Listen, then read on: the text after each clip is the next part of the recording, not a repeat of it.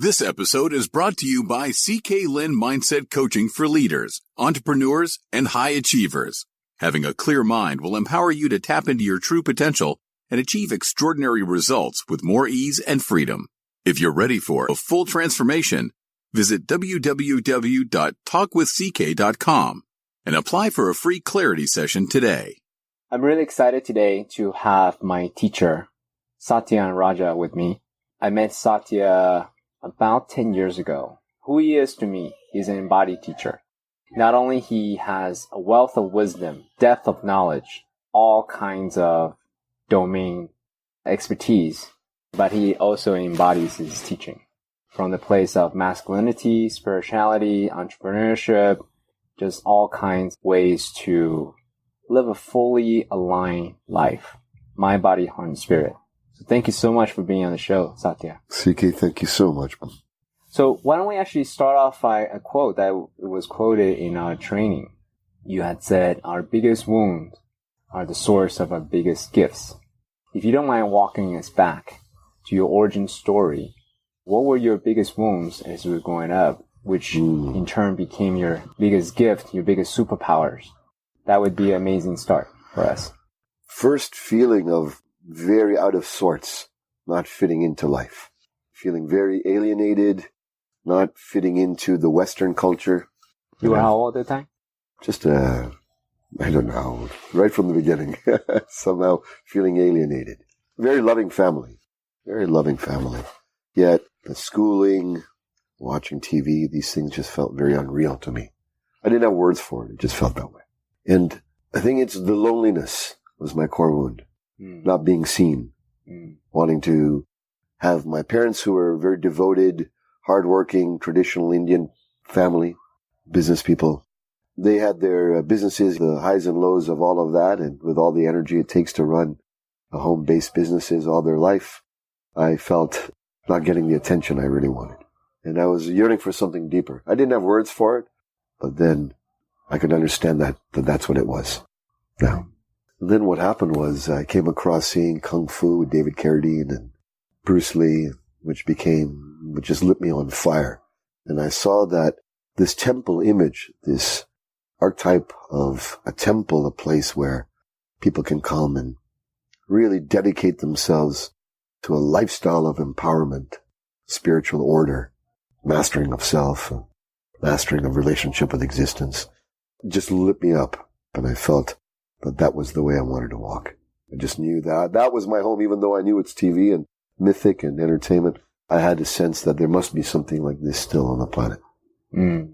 This quality of depth that was expressed through these Eastern wisdoms, these spiritual fables, these metaphorical, allegorical stories that awaken us in ways that elicit wisdom. And so this path of truth-seeking became the fire that was lit. So what were some of the first steps that were pivotal in a way to find your own truth? And I want to preface that question with this. A lot of times we hear people say, follow your bliss, find your truth. Yes, I definitely want to do that. Love yourself more. Fantastic. I'm totally on board. How the fuck do you do that? Right? And I would say that's one of the hardest things to do in our lifetime, to define our own truth, live your own truth, and then live it fully without pretense or... So share with us a little bit of some of the pivotal points that you have. Absolutely.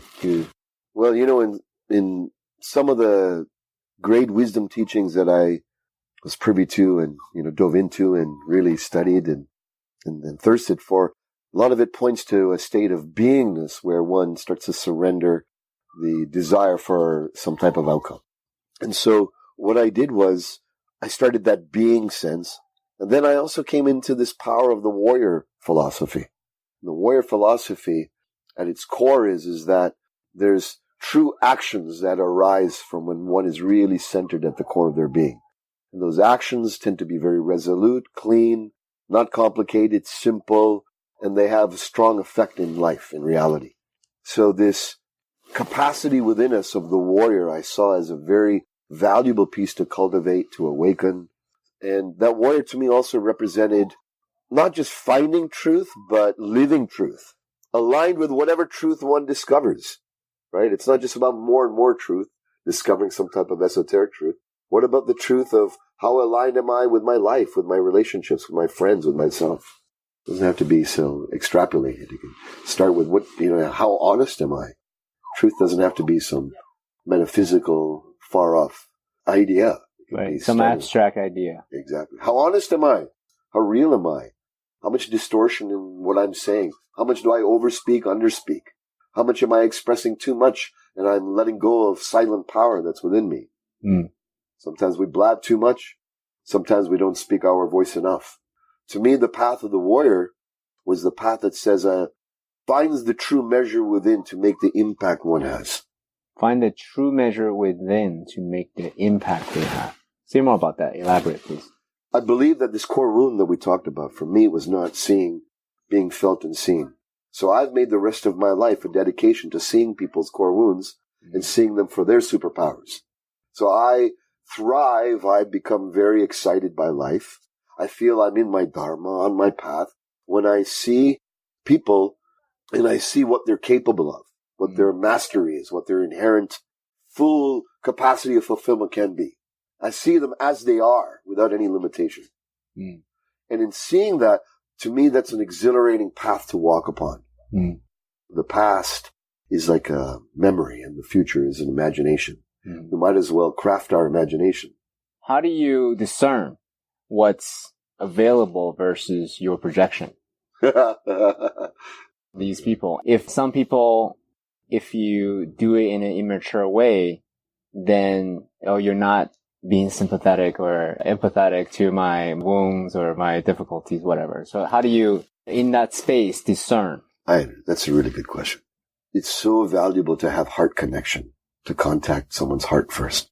If you're in a position of leadership, guidance, giving reflection in any professional way, then it's important that you set aside your agenda and you feel, at least at an intent level, how can I be of service to this person's evolution? And you allow the screen within to be blank. You surrender all the things that you think you need to know. And then you come into true contact with who's with you. And you allow the rest of the universe to fade away is what I try to do. So there's just myself and them, bare naked with truth in full contact. And I see them. And what I've come to discover is that the very thing I wanted most to be seen happens to be the gift that I can offer the best. And so I believe that is our inherent capacity in every single one of us. Whoever's listening here, whatever you did not get enough of, I know that behind that, and if you haven't discovered it already, many of you have already discovered that if you give that gift, you transmute it, you alchemize it in consciousness, you stop the endless seeking, as all the great masters have said. They all point to this truth that excessive seeking always backfires. It always allows the butterfly to stay one step ahead of just landing on your shoulder. Because you're moving so much. You're moving. You're always pushing, exerting. In other words, as my teacher, Stewie, he said to me once, he says, struggle is effort laced with negative emotion. So action is required, but it doesn't have to be filled with heroics. It doesn't have to be filled with valiant energies of victory over woe. It doesn't have to be inspired by feats of revenge or one-upmanship or any of this. It's pure, clean action born from the center of spirit within. So actually on that note, one of the common response that a lot of people who are listening to this or wondering should they not do meditation, their concern is, I don't want to dull my edge. It's a real thing. It's a real concern. Yes, your edge will dull. Yeah. Okay, so say more about that. Whatever edge you think is going to get dull is going to get dull. So if you think it's the crush it, thrive, keep making it, bust all walls down until you attain your goal without no quarter, then it's a very powerful energy to cultivate in one's life, I believe. That do or die, there is no back door, I succeed in spite of my fear. I think this is a very powerful mindset to develop, as well as an attitude, especially earlier on in life. If we don't have that, we haven't cultivated earlier on in life, somehow we feel we haven't fulfilled that make it by our own brow energy. So that particular aspect within us, I think it's very good to exercise it in healthy ways, in ways that are symbiotically balanced, that are in good relationship with your family, your health, your time management, your time with nature and existence. Because if it becomes too extreme, all the great wisdom teachings always share that there's some type of balancing force that occurs when one is excessively yang towards any outcome. I believe inherent already within us, this knowingness. You know, our life is a reflection of the degree of our equilibrium or out of kilterness. And the thing about the beauty of life to me, the joy of life, it's like one of these, a circus act where there's these sticks and poles with the spinning plates on top, and you've got to go around and spin all the plates. If you lose attention on the ones on the end, they'll start wobbling too much and eventually fall. And you see the more artistry and humor and joy, one can turn it into just spinning plates into an incredible act that inspires awe. The aspects of life are upon us. We can make art out of it, or we can struggle and run around.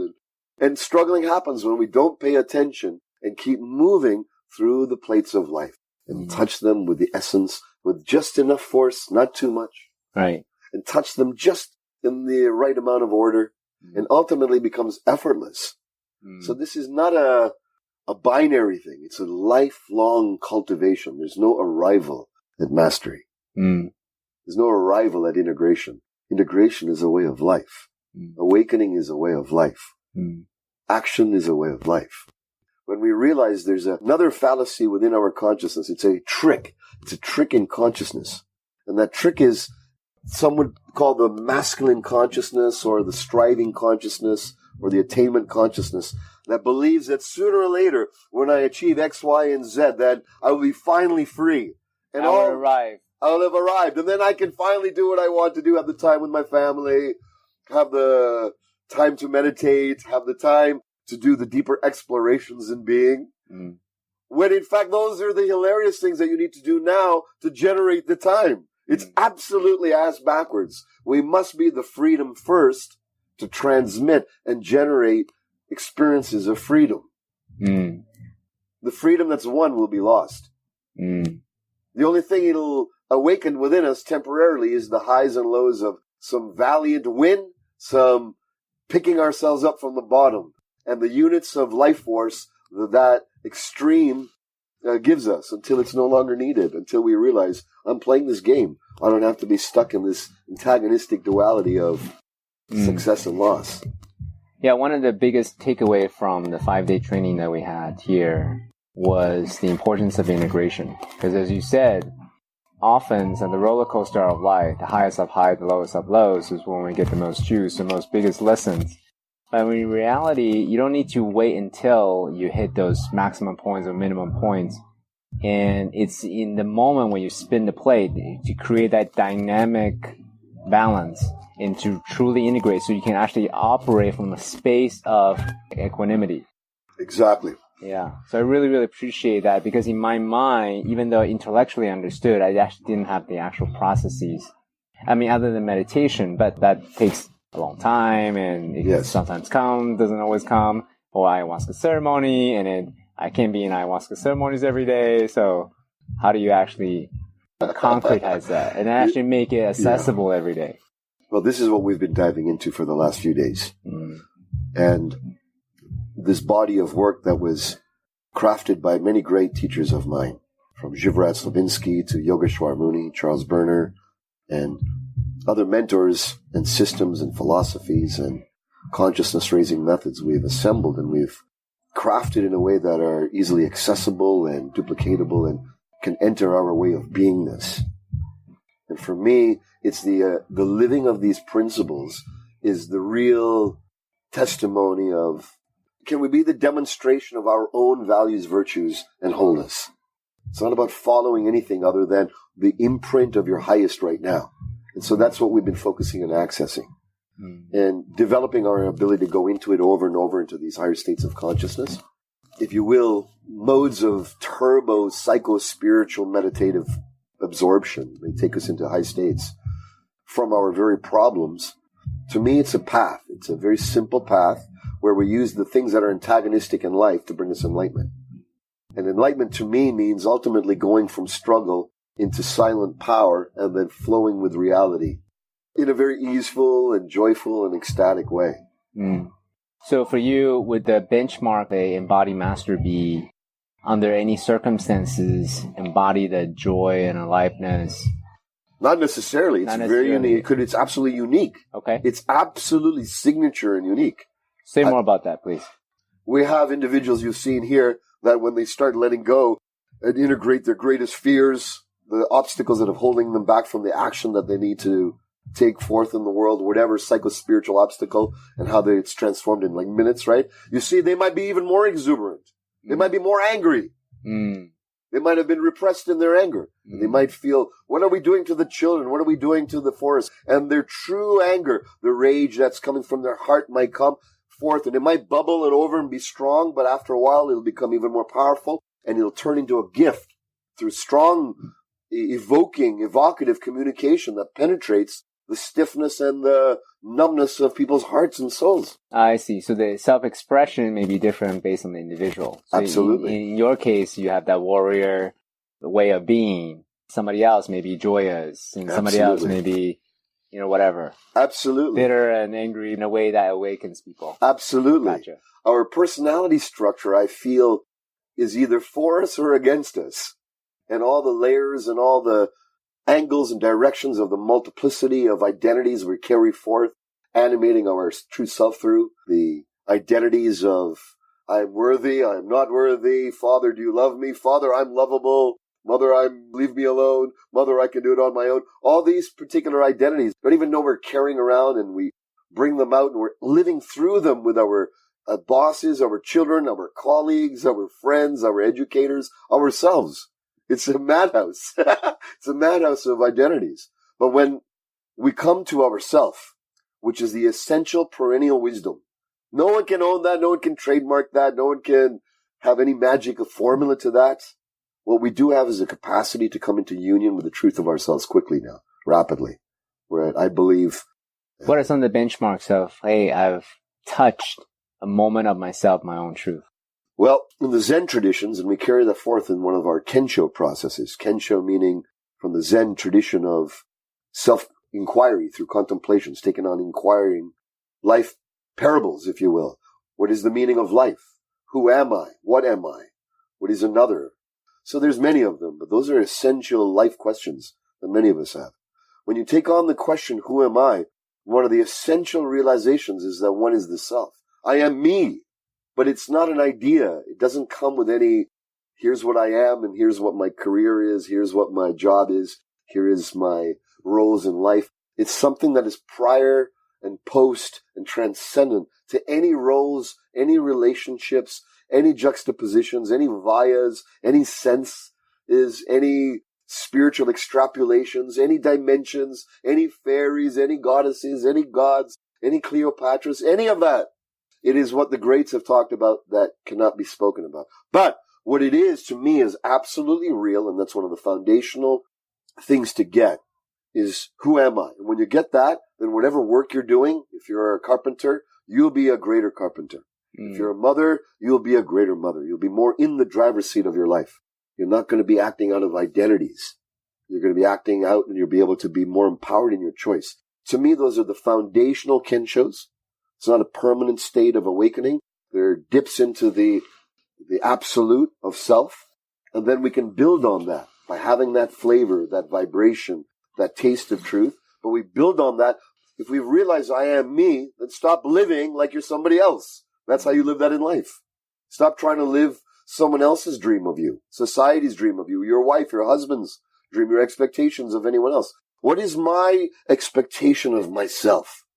That is the power of who am I. In the moment rather than from my previous past or inherited from my parents. From my new state of knowing who I am, unqualified, bare against existence. So that's the who am I experience. And then these can expand and mature. What am I can be very multidimensional and very cosmic in certain ways. These experiences aren't the truth itself. They're experiences. Those are the terms that we use are always limited. We all know this. But if we were to play with language for artistry's sake, as poets do, then we can say that what am I can be expressed as the everything and nothingness. Some point out we're everything, and some point out we're nothing, and some will get that they're everything nothingnesses, and some people will get the nothing of everythingness. And then this is where all the language and duality all falls away. And then there just becomes truth itself. Mm-hmm. And when others have touched that nectar and you've touched that nectar, there's a tacit knowing. Mm-hmm. You can be in contact with that truth that goes beyond. So there's a lot of directions we can go, but let's actually talk a little bit about identifying other, because you had talked about your superpower's ability to see people, individuals for who they can be, right? Their gift. Their gift to give. And I will also say one of your superpower as well as your experience is to be able to identify fellow embodied teachers. So what are some of the ways or benchmark, or how do you know you actually have met another master? Look at everyone in the eyes that you see for the next, month and just see them as a master. I see. So don't limit them for whatever their identity may be. Just see them as a master. We are masters at play now. The world needs us to all be masters at play, I believe. Mm-hmm. You are a master at your craft. I have only just started knowing the touch of you. I heard yesterday that you're exemplary dancer. I had no idea. You have never mentioned that to me. So here is a whole domain of your beauty that I have not even touched. One day I look forward to seeing, right? So I think it's a very good thing. My teacher said to me, my martial art teacher years ago, he said, Satyen, it's better to be humble all the time than to be humiliated all at once. I think it's good to learn, absorb what's useful, discard what's not. But then you got to also be discerning in this day and age where bling is confused or can be confused as depth or sing-song and dance, and can be detraction and distraction and illusion and delusion from the embodiment of living truth. It's very captivating and seductive, the things on the path of growth. Let's jam on that for a moment, because you're a teacher. Part of, one assume, a way to... Actually, let me ask you instead of assuming, right? As a teacher, how would you like to measure or discern the impact you make in the world? Or do you even care about that? Oh, boy. Why that reaction? Just out of curiosity. We've been here together, and I'm remembering we had people from 25 years that have known me and worked with me and been my family and friends. From everyone brand new to different generations. So I was struck by that in this moment, you said, because I was feeling, what's the impact? And quite frankly, it's like I like to keep my nose to the ground and keep stepping forward.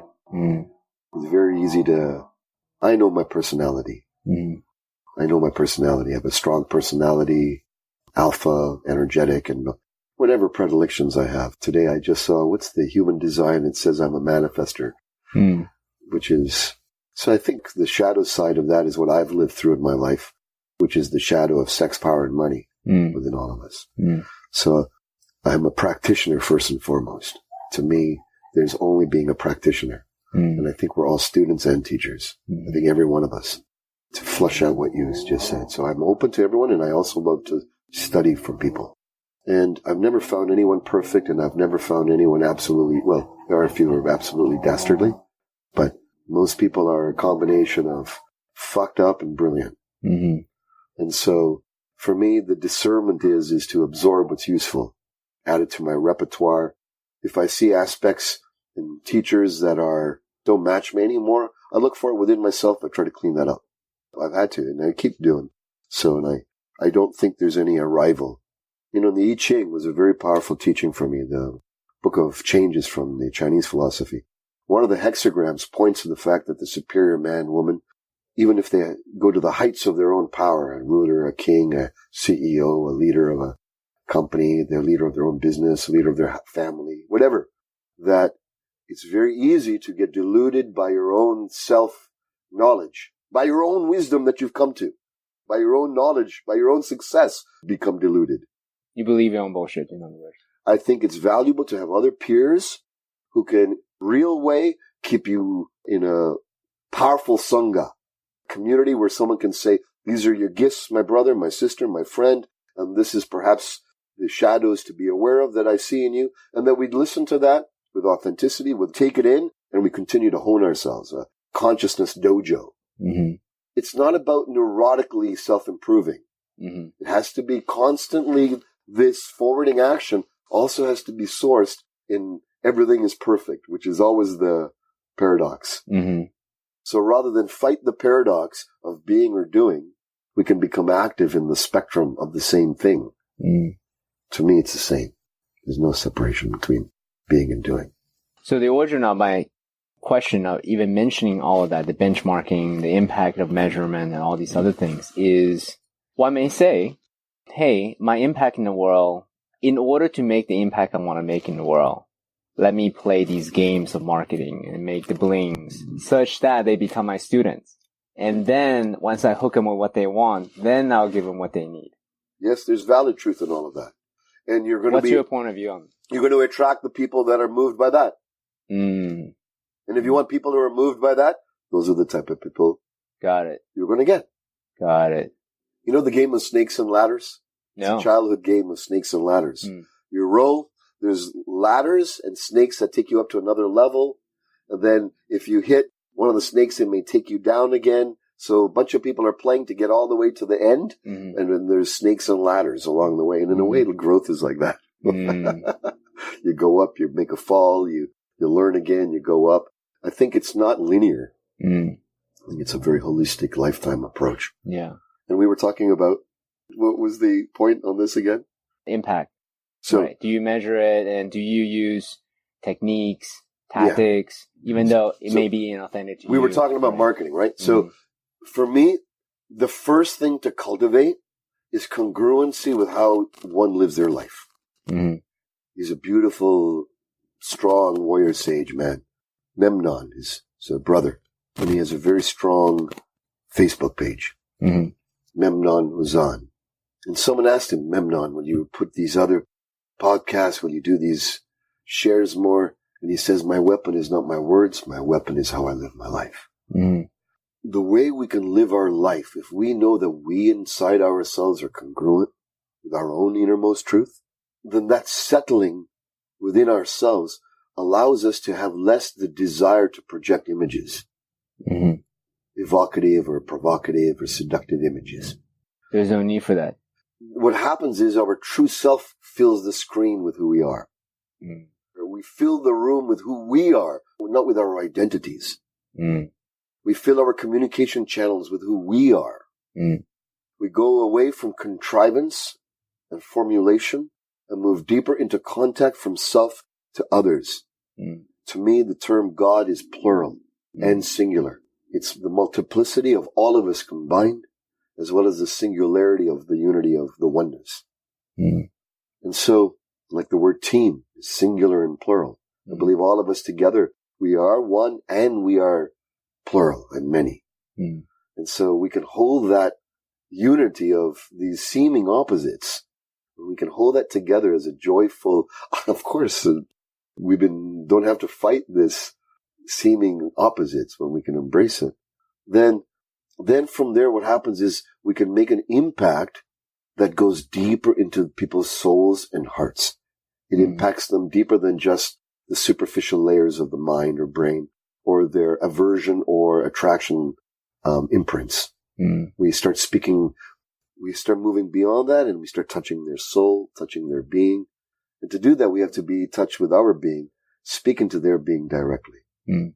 And I think then what I find is the architecture, the models of how the communication flow happens becomes very unique and artistic unto oneself and starts to flourish and move. Then you find your cadence of delivery. You find your nuance of choice of topic. You mature with the movement. Mm. The main thing, but you got to keep acting. If you're always trying to line up the ducks, perennial wisdom would say they'll keep always moving out of order. That's right. You'll always be waiting. Change the subject a little bit. So there are different technologies out there, right? In your training, you share with me some really powerful methodologies to integrate polarities, etc., negative charges. There are also these plant medicine. Are you open to talk about that? Absolutely. Okay, cool. So In what situations do you use one plant medicine or other plant medicines versus some other ones? Because you have this vast set of tools that you at your disposal. Whenever I have people for a longer period of time, then and they're committed to a longer term program of transformation and up-leveling, whatever they wish, the transformation, then I'll bring in plant medicines in the context of a greater whole of practices. I have found that plant medicines on their own, of course, can be very valuable and transformative. In the context of pre and post work, and then continuing to integrate the life lessons, which can be many coming out of a ceremony into these beautiful dimensions in consciousness. Profound. Also, the camaraderie, the holding of a collective container of other heart-connected individuals that are growing together and continuing practices. A dojo, meaning, so in that context, I find that then the plant medicine goes beyond a healer, therapeutic, transformational type of starting point, if you will, and then starts to become a personal trainer. Then you take on the goddess existence, however your anthropomorphization or how you see that reality show up, then becomes a training ground for the warrior sage within you. Then you go in like Neo into this world where you're developing, can I go across that jump from this building to the other building, like Neo doubts himself in this world, but he goes into that alternate reality to drill his faith, his belief, his inner consciousness development. And I believe that's what we can do ultimately with these medicines, that they can go beyond just as remedies and move into profound, exquisite training dojos for us who are in leadership positions, those of us who have done a lot of inner work for themselves. Now, in context, utilizing these accelerated evolution methods, I like to use those to eliminate the psychological, emotional barriers that people have before they go into plant medicine journeys. The obvious ones. The obvious ones, the most ones that are most triggering, the ones that are on the surface, the ones that people know of. The medicine will do within their realm of awareness. Exactly. Gotcha. And then by taking them through those, there becomes a harmonious field of being that starts to grow in oneself. The charges now become opportunities. They become potential. They become choice potentizers. Right? It's the calling back of the lost units of attention. To recapitulate the energy. To pull back from where you have hooks. The Hawaiians call this the aka cords. Where are you having attachments that are leaking your life force? Some would call it vampiric energy sucking you. Where have you got some unconscious game or arrangement of disempowering yourself while you're empowering some type of entity? Some would call it lost aspects of my soul. And that there's fragmented aspects of the soul within consciousness, within the spheres of infinite reality. And then we need to look for how come we have, and calling our soul back into full union with all our parts so we become integrated a whole. So this is what we've been doing. And now I believe we have the power in our hands to do this in a very rapid way, as you've experienced. To me, it's extremely rapid, very deep, and one can self-administer. So this is my personal mission, is to empower us as leaders to be able to have these self-administering as well as very rapid ways of transforming groups that we're working with. 100%. So I'm a technologist. Okay. I have a little more affinity towards technology. And obviously as a tool maker, as a technology maker, I also know that I become keenly aware of the limitation of the tools that we have. So such that not everything is a nail if I just have a hammer, right? So within that, these spiritual technologies, let's just shorthand that, very, really powerful. And there's also limitations to it because it requires right now physical contact, a skilled facilitator to deliver such transformation, such benefits to a group of people, etc. But there are other technologies like artificial intelligence or machine learning type things or software, internet, as an example. Possibly as a way to multiply the number of people you can impact Yes. but maybe not at the depth of a skilled facilitator. Yes. So I'm curious to know, as this is your mission, Yes. to make an impact in the world, to alleviate people of suffering, negative charges, etc. What is your thought about using some of these technologies, machine learning, all these other things, as a way to deliver more breadth, but Yes. maybe impact? I'm all for it. Okay. I'm all for it. I'm like 110% all for it. Okay. Timothy Leary, I was influenced by his writings. And Timothy Leary shared in some way that we're continuously moving more into a technological world. I mean, the wheel was a technology. It's a technology. And of course, we've advanced far more than the wheel, but that's an advanced technology before there was a wheel. Same as a stone was a technology when all we knew was our hands. And so now we have this incredible leap, computer science and all that means and all this. We're still just out of the gates. Timothy spoke about if our body minds, and the way I sort of took it is if we're spirit, as an example, divine individuals with choice, then even our body minds are technology. Biological technology. For sure. But nonetheless technology. Through evolution. So rather than resist technological change, rather than think, oh, that's technological and against the path of nature, what if technology is the outgrowing and continuous, what we call electrical or chemical or mechanical or computer or artificial, whatever, right? These what we call can be attributed as non-organic worlds. What if those are also extensions of consciousness? Mm. So I believe that we are continuously evolving as being which has the capacity to experience itself through infinite forms of vayas, some being the eyes, the senses, the touch, taste. And now they'll be subtler and subtler and subtler and subtler. So I'm all for technology. I feel what's also valuable with technology of all the great wisdoms point to and all the, from Oppenheimer to Einstein, and they've all shared that we must continue to create our technology and keep the flame of wisdom strong. Because the legend of Atlantis, whether it's real or not, the legend is that it fell from its grace because the technology advanced further than the wisdom and the love and the unity. That's the possibility that we are also in the same place. Mm-hmm. We make what we are. One of the TransTech leaders, founders said, we make what we are. So if we are not as conscious or aware, then there's ramifications. Times 100, times 10,000, times 1,000,000, times 1,000,000,000. Our ability to destroy the world is magnified greatly as leaders. And our ability to create magnificence is magnified manyfold right now. Mm-hmm. Right? To me, I believe, I wish in my heart that all leaders, anyone who's in any business position, who has the joy of creation, any artist, the realm of helping others come together and have more wholesome lives. I wish for us at this stage to be fully on the bandwagon with that and enlighten ourselves. Don't say we're all this. Get to the point where our enlightenment brings us together in a unified action.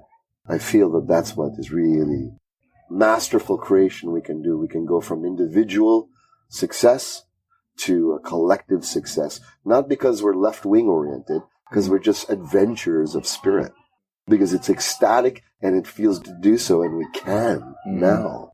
And the awakening of consciousness, to me, the awakening of the main areas to focus on for me as a leader that I've seen the most valuable right now is the awakening of our power to illuminate and to awaken any egoic threads of power within us and transmute it until we are exuding and living from enlightened power. Mm. And then do the same with our sexual energy and power, which is the source of our creative life force. Mm. That we see the darkness of trapped, repressed, distorted sexual energy all across media. Mm. Some ways it's very good this is happening so that we can see that shadow side that's lurking within us. So we can blame and point fingers, but at the same time, let's clean up those propensities within us. So I feel that when we awaken these aspects within us, our sexual power, but enlighten it, connect it to our heart, our soul, our ecstasy, our divine connection, then this force that can go sideways and can topple us can also be very, very beneficial for the creative fullness of reality right now. Mm. And then there's the flow of exchange. We call money now, but it's really the relationship of exchange, which I'm saying is money. But really for me, it's the honoring of what I am, who I am, what I have to cultivate and give to the world, and how I share that honoring with you. How do we do that in an honorable, noble way that's sourced and grounded in the symbiotic relationship that this planet, that Earth plane is designed for, not away from our symbiotic nature, that our systems, personal governance of our exchange mechanisms from old paradigms to new, going from fiat money currency systems all the way into cryptocurrency and new forms of relationships of exchange, relationships of sovereignty, and how we as sovereign beings can create not just functional worlds, but ecstatic, noble, Camelot realities. I believe that's what we're at the cusp of. And that's the ultimate invitation. I know that one of your intentions is a way to focus your energy, because you can do a million different things, and what you do as a creative genius that you are, one of your key focus area is empowerment of bringing that conscious leadership into being. Yes. Right? Focus on conscious organizations. I actually don't know exactly the phrase that you use. Transcendent leadership. Transcendent leadership. Thank you. So, one, why that? Yes. Why leaders versus a billion commoners? That's it. So, one. Two, how do you do that for organizations? My dharma is to take those who are already making an impact, dial them up, shore them up, get them strong, pull out the weeds, clean up the internal sphere, find out their sword. What is their sword? What is their weaponry? Sharpen the sword, train them in some new moves, and get them back out on the planet. You're Morpheus. Yeah. Everyone has their own system and thing to offer. You understand? That's what. So warrior sages, by their nature, we're not clickers or followers.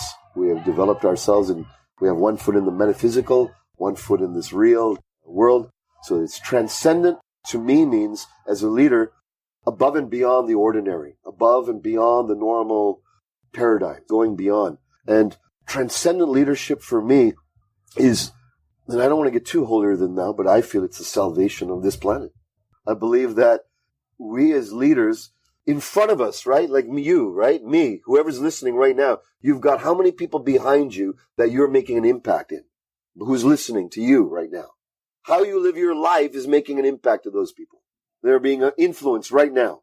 Right now, everyone, how I'm living my life is impacting how my children live, what they think, how my daughter thinks a man should be, not be, my son, how a good man should be, a father should be or not. Doesn't matter what I've taught my kids is what I've realized. Adults now, it doesn't matter what the hell I've taught them, what philosophy I have. They don't care about any of that shit. They don't care about any of my stuff. My kids don't listen to me. They don't care about anything I say. They don't think I have any, they don't listen to any of my talks, my lectures, my podcasts. They don't give a shit. The only thing, my wife doesn't care for it at all either. I got you. Yeah. All right. They don't care for it. But now, how I live my life, that's what they look at. Yeah. That speaks louder than anything else. And now they're coming back now, and I'm not hearing it from them directly. I'll hear it from a friend of theirs, a friend of how they spoke about their father, they spoke about their mother, and some lesson that we had shared or some life experience. And I didn't even know that they would even said that about us. They would never say it to my face, or maybe you just don't think about it. How many life lessons have you and I had? Fathers and mothers have given us moment to moment, our teachers, our influences. So we are beings of influence. And right now, influence, it needs to be 100%, not 99%. Enlightened leadership, transcendent leadership, to me means awakening these potentialities, coming into our vision and highest power. So it's activating what is the power within us. And power is what is our deepest why, our vision, our mission. This is perennial wisdom. This is not new. Activating our heart. What do we love most? How can we generate the most love in our life? Treating love as a value, as a way of life. Freedom, creating freedom for ourselves and others. True freedom, freedom from the constraints of life. Flow, where are we as leaders stumbling, bumbling, dropping up and down, hitting resistances, exasperated, putting out fires all the time? These are charges within ourselves that need to be looked at, addressed, and integrated. to bring flow back into our life. And then wisdom, making sure we're surrounding ourselves with conscious, activated peers, ones who are supporting their own and your sovereignty and are healthy and honest and clear reflections, and co-coaches arising together. I believe when we have power, love, freedom, flow, and wisdom, and we attend to these plates, if you will, in consciousness within ourselves, and we make it as a path to cultivate, then what starts to happen is there's a quickening that happens. There's a whole physical, mental, emotional, spiritual quickening when we attend to these foundational aspects of our being, these laws. And our gravitas grows in the world. And as leaders, that's how we make the greatest impact now, is we grow our gravitas. And that can't be done from the surface. Anything tactical you can share with the listeners, how it can grow their gravitas? Any tactical disciplines that one can take on to grow one's gravitas? Feel into a goal that you want as a leader, what you want to manifest in the world, what you wish to bring forth. So if anyone would like to do this, you can do it with me, right? We'll do it. So as a leader within you, what is something truly in your heart that you wish to bring forth that's emerging in you? What do you want to bring forth and make happen? When you have something, just declare it into the space. You can do it too if you like. You declare that into the space. Now notice that's an identity you have. You're in an identity. What's the identity? For me, it's one who makes impact. That's the identity I'm in right now. What's your identity?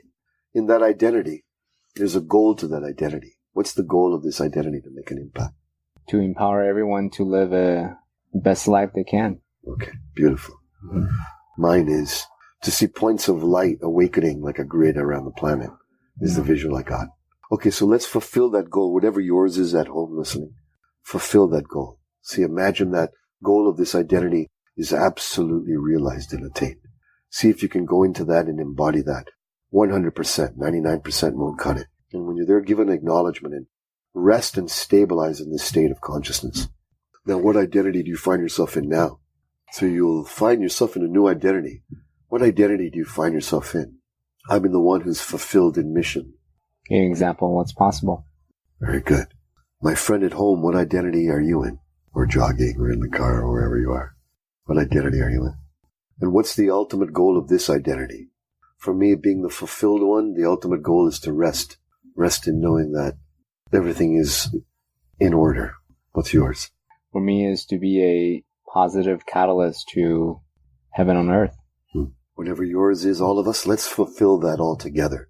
Wherever we are in time, space, and location, let's all fulfill this goal together.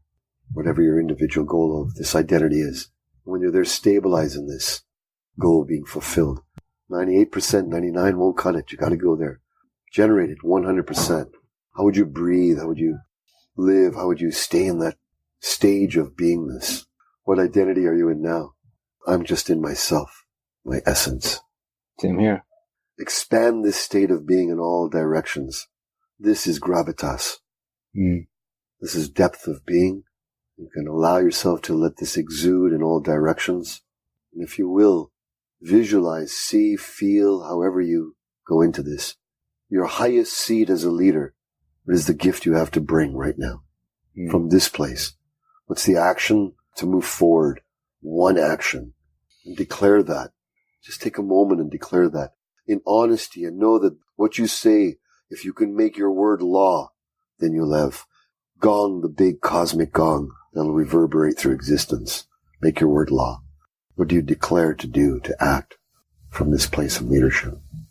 I declare I continue this path of the warrior sage. I declare to be this way with everyone that I meet, especially with the podcast guests. And friend at home, what do you declare? Wherever we are in time and space, let's all celebrate each other. This is happening to people in all places right now. And join in the etheric, in the place where we cheer each other on in our noble passions and missions. Aho. Aho.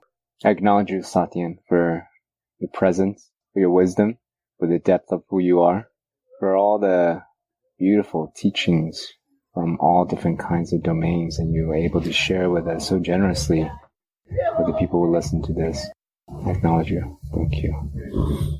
For those of you listening, really dive into Satyen's words, his energy, and the way that he communicates, his mastery. He's a transformational artist in the best case, a master. So listen to this a few times and let us know what impact it's made on you, your way of being, your discipline, and your mastery. Have a beautiful rest of the day, guys. Thank you.